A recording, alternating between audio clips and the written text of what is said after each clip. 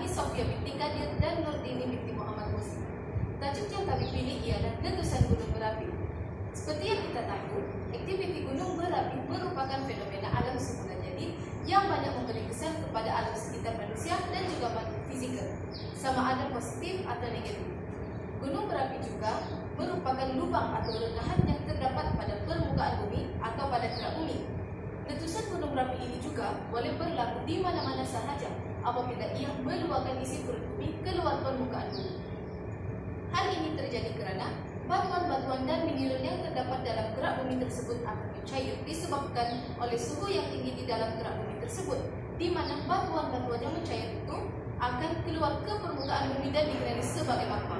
Oleh itu, terjadinya fenomena alam semula jadi yaitu letusan gunung berapi. Melalui video ini, kita akan dapat melihat lebih lanjut lagi mengenai letusan gunung berapi seperti proses, kesan, dan sebagainya.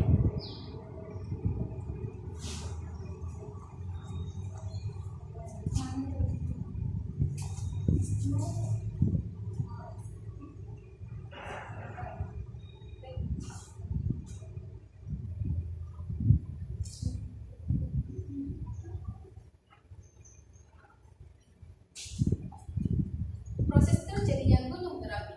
Letusan gunung berapi ini terbentuk apabila berlakunya pertumbungan dua plat, di mana pertumbungan ini menyebabkan salah satu plat tersebut telah terjunam ke bawah. Zon yang terbenam ini akan mencair kerana suhu yang sangat panas di bawah kerak bumi tersebut. Bahagian yang mencair ini akan menambah lagi magma di mantel dan seterusnya mengalir keluar ke permukaan bumi. Magma yang keluar akan dikenali sebagai lava. Kebanyakan magma juga terbentuk kira-kira 80 km hingga 160 km di bawah permukaan bumi, di mana magma yang panas akan naik ke permukaan bumi disebabkan tekanan dan kurang tepat daripada batuan di persekitarannya. Maka terjadinya letusan gunung berapi yang dipanggil sebagai titik panas.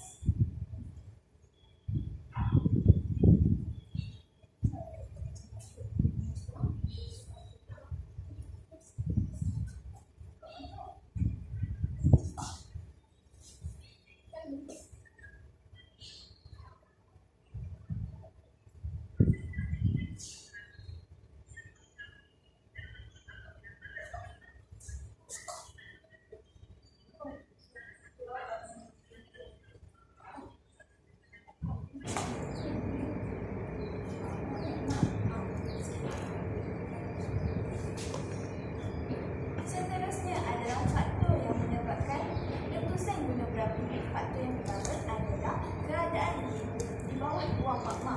Ianya berkaitan dengan pembentukan magma baru. Ini kerana apabila magma baru bercampur dengan magma yang lama yang sudah ada di dalam tubuh magma akan menyebabkan lebihan tersebut. Maka lebihan tersebut terpaksa dikeluarkan.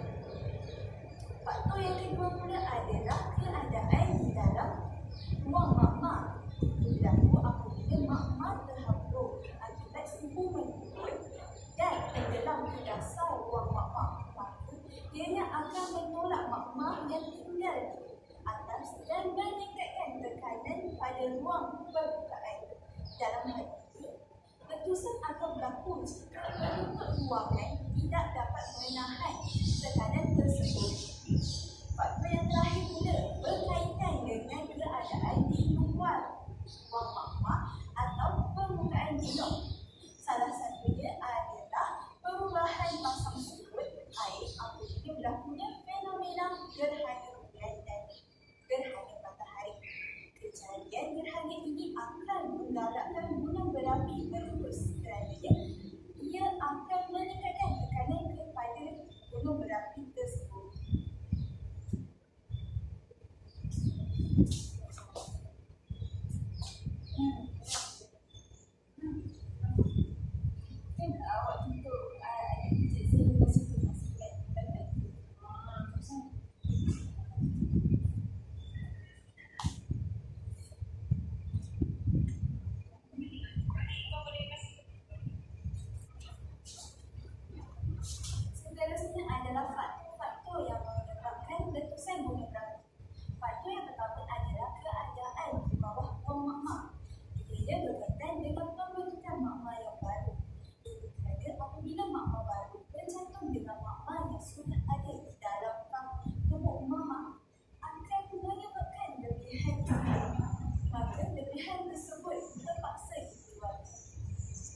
Faktor yang kedua pula adalah keadaan di dalam ruang magma.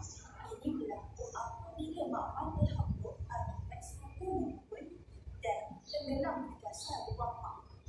Maka, ia akan menolak magma yang tinggal di atas dan meningkatkan tekanan pada ruang air. Dalam hal ini, letusan akan berlaku jika ruangan penutup tersebut tidak dapat menahan tekanan tersebut. Faktor yang terakhir pula adalah faktor yang berkaitan dengan keadaan di luar ruang magma atau permukaan gunung. Salah satunya adalah perubahan pasang surut air apabila berlakunya gerhana bulan atau gerhana matahari. Kejadian gerhana itu akan menggalakkan gunung berapi meletus kerana ianya akan meningkatkan tekanan kepada dia.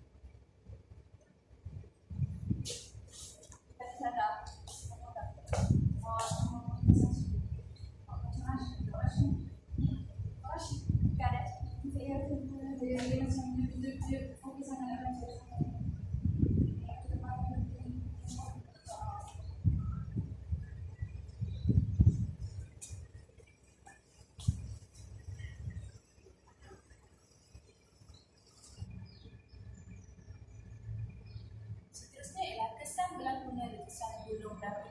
Terdapat dua kesan berlakunya letusan gunung berapi, iaitu kesan baik dan juga buruk. Antara kesan baik terjadinya letusan gunung berapi ialah yang pertama kepada aktiviti pertanian. Gunung berapi yang mengeluarkan lava gas, gunung berapi kaya dengan pelbagai mineral. Contohnya seperti mineral sulfida. Mineral yang terkandung dalam tanah gunung berapi ini adalah sangat sesuai untuk pertanian kerana ia dapat menjadikan tumbuhan lebih subur. Contohnya seperti di Jawa, iaitu kawasan gunung berapi diteres untuk penanaman padi. Yang kedua, kepada aktiviti pelancong. Gunung berapi dapat menghasilkan mata air yang panas dan juga geyser. Ia akan membentuk kawah gunung berapi yang amat besar dan menyebabkan terwujudnya tasik-tasik yang besar dan juga luas. Keadaan ini dapat menjadi daya tarikan kepada pelancong sama ada dari dalam atau luar negara. Contohnya seperti di Danang Toba di Sumatera. Seterusnya ialah kesan buruk terjadinya letusan gunung berapi. Yang pertama ialah menyebabkan kematian atau masalah kesihatan. Aliran lava yang laju yang turun dari gunung berapi boleh menyebabkan penduduk yang tinggal di kawasan sekitar tidak sempat untuk menyelamatkan diri dan menyebabkan mereka terkorban. Yang kedua ialah debu-debu yang terhasil akibat letusan juga mengandungi asap-asap berbahaya seperti gas karbon monoksida yang boleh menyebabkan masalah sesak nafas kepada manusia dan juga kehidupan lain. Kedua, menyebabkan masalah ekonomi. Para pelancong sama ada dari dalam atau luar negara akan merasa takut untuk melancong kerana mereka risau terhadap keselamatan dan kesihatan mereka sewaktu bercuti di kawasan yang berhampiran dengan gunung berapi tersebut. Tambahan pula, debu-debu yang menutupi sesuatu kawasan, contohnya kawasan pertanian juga akan menyebabkan kerugian kepada para petani dalam jangka masa tertentu kerana tanaman mereka telah ditutupi oleh debu. Pihak kerajaan pula terpaksa mengeluarkan dan menanggung kos untuk melakukan baik-baik bagi kemusnahan atau kerosakan yang berlaku. Contohnya akibat kemusnahan infrastruktur, pengangkutan atau kemudahan awam.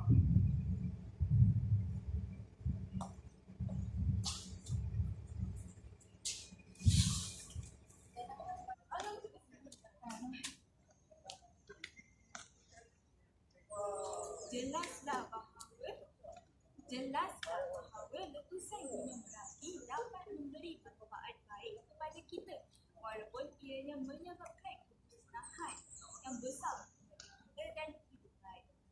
Namun, sebab itu kita perlu mengambil langkah-langkah berjaga agar kita dapat mengurangkan risiko gunung berapi.